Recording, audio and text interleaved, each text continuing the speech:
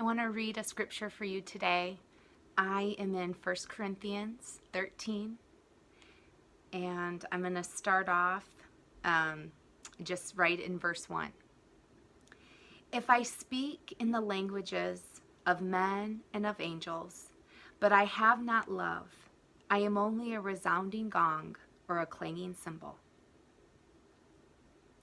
If I have the gift of prophecy and can fathom all mysteries and all knowledge, and if I have a faith that can move mountains, but I have not love, I'm nothing. If I give all that I possess to the poor and surrender my body to the flames, but I have not love, I gain nothing. Now maybe we're sitting here thinking, well, what's our definition of love there? Well, let's keep going. Love is patient. Love is kind.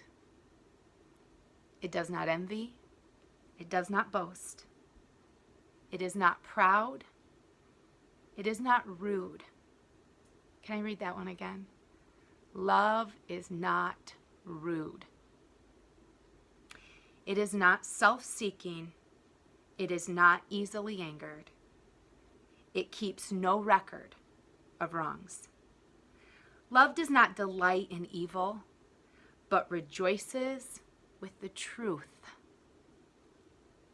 It always protects. It always trusts. It always hopes. It always perseveres. Love never fails. Let's sit with that concept of love today.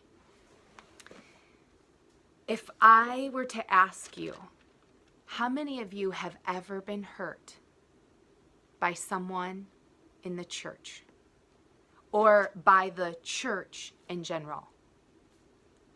Yep, every one of your hands are up.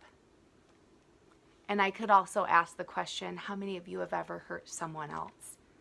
And I could maybe even ask, how many of you have hurt someone in the name of God? What you thought, your understanding of God, and you've done something, you've treated someone in the name of God, and you realize, oh, that was not love. Probably all of our hands. I know I could raise my hand for all those questions. But again, if we talk about who is God, God is love. And we have this beautiful example, this writing of what love is. And it's so talked about. It's read at weddings. We pretty much have it memorized. But I don't know if we all have it in our hearts. If it's actually part of who we are.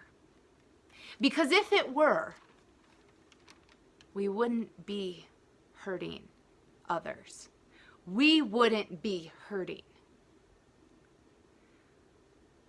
There's a reality that inside the church, inside Christianity, we can lose sight of what our focus should be.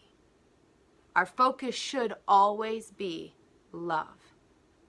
Not doctrine, not who's right, who's wrong. How are you interpreting this scripture, and how are they interpreting this scripture?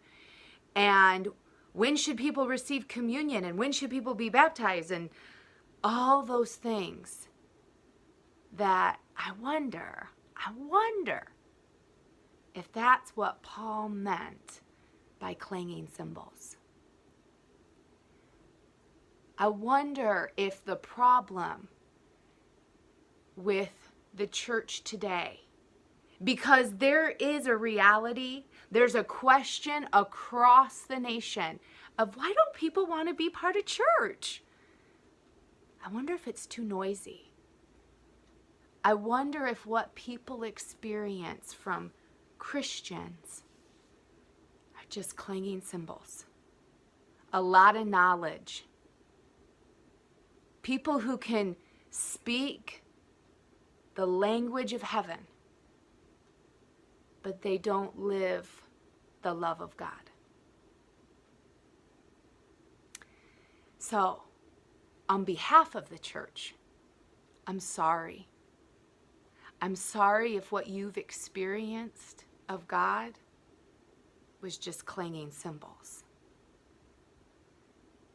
Because what you're supposed to experience of God is a deep, beautiful love.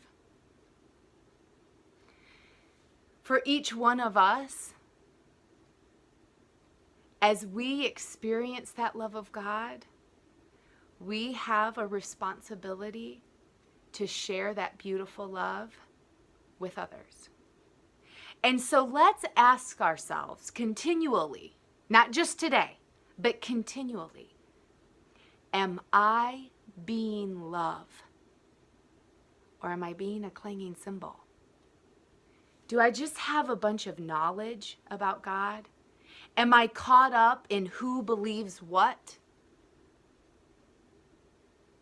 Or am I just allowing myself to move in love, to draw near to other people who move in love, and to be human, and to be kind, and to be compassionate? That is God. Be blessed.